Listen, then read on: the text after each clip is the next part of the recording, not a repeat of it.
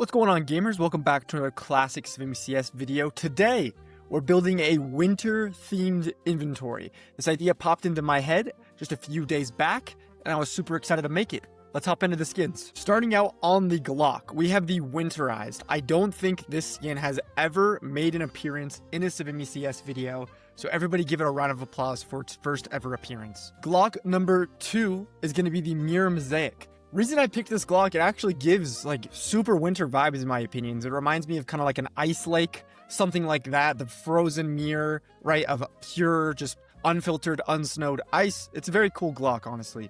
I think it fits well, and I think it's a nice home here. Onto the USPS, we have the Alpine Camo up first. One of my favorite USPS skins, without a doubt. I think it's so gorgeous. Honorable mention to the whiteout USPS. It has to be here. Most of the whiteout skins are going to be here just because they fit absolutely perfectly. Onto the P2000, we have the Lifted Spirits. If we kind of like slowly zoom in on the gun here, you can see it's got like pine trees, like alpine trees, which kind of reminds me of like a winter forest, right? You'd be in the mountains, you'd see all the alpine trees. It's cool. Onto the TAC 9, we went with the Avalanche. Name is self-explanatory. The way the skin looks is self-explanatory. Honorable mention to the Ice Cap Tech 9 as well.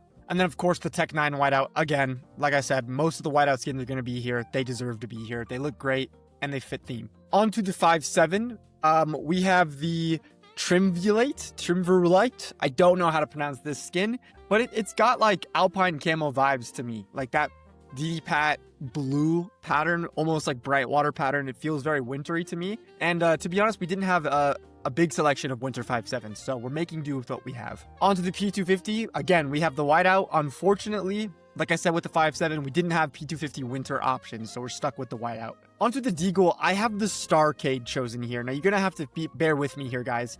Reason I'm picking the Starcade, it kind of gives me like night sky, aurora borealis vibes, right? Like the northern lights. You see the northern lights in winter climates typically. If you've ever been lucky enough to see the northern lights, they happen every once in a while where I live, which is really cool, but I do live in like a more winter climate. So I think the Starcade actually fits here. Onto the Mac 10, we have the Storm Camo. Same thing with like the Alpine Camo, bright water vibes. I think it fits the general theme of the inventory, even though the name and not necessarily like the exact skin kind of give us a theme of winter. I think it does work. Onto the MP7. Gotta go with the whiteout. It's the classic whiteout skin in my opinion. Like the first skin I personally think of when I think of the white 7, or the whiteout, excuse me, is the MP7. So I wanted to give it, pay a homage to it and put it in the inventory. Onto the MP9, we have the Arctic Tritone. Dude, when this skin first dropped, I glazed it so hard. I think it's so beautiful. I just love this MP9. I'm surprised I don't see it as often as like I would expect to, just because it's so budget, and I think it does truly look really nice. And I mean, it's not the best white option on the MP9, but it's still a great looking skin. Moving on to the P90, we have the Glacier Mesh. I really like the Glacier Mesh, to be honest. It's like a better safety net, and I really like the safety net. So it's cool that that same pattern template gets to show up on a different weapon with different colors. I'm a big baby blue fan. I love baby blue. It's a good looking skin. PP Bison, we got the Cold Cell. It's in the name, Cold Cell. I believe the artwork here is just a close-up visual on like cells that are cold. Very cool. Moving on to the UMP. The UMP is getting a buff in 2026 if you guys weren't aware, so be ready and make sure to have an UMP ready to go. We have the Arctic Wolf. Yeah, super groundbreaking skin here. I know.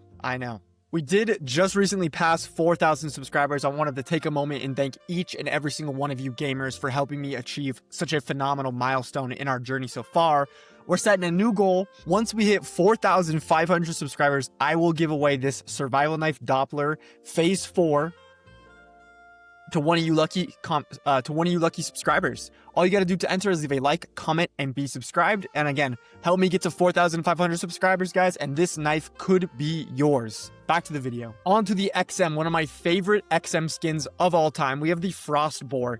It's from the Norse collection, so it is kind of expensive right now. I think it's over $100 in factory new, but it's just such a gorgeous, gorgeous, gorgeous XM in my opinion. The artwork, the intricacy of the design, and it being pattern-based, it's just out of this world unbelievable to me. We have an M249 on the list today. We have the Blizzard Marbleized. Funny enough, this is a really old skin from the Office collection. We happen to be on Office for the winter vibes here, which is sick. And I do think it's pretty. I don't know why I think it's pretty, but I do think it's pretty. It's kind of like the Granite Marbleized on the P2000 with like the little hamster pattern on the back, if you guys know what I'm talking about.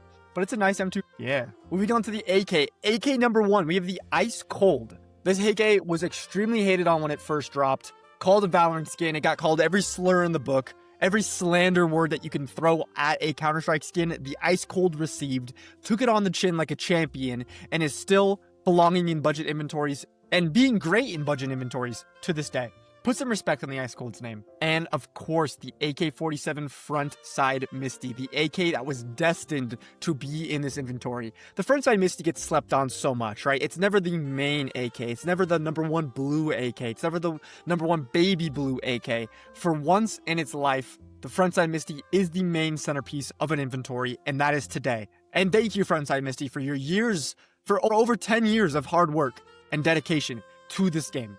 Thank you for being the best pink I've ever unboxed. Thank you for being the best skin I've ever unboxed, period. It's been 10 years since I still can't top my stat track field tested frontside Misty pool, but that's okay.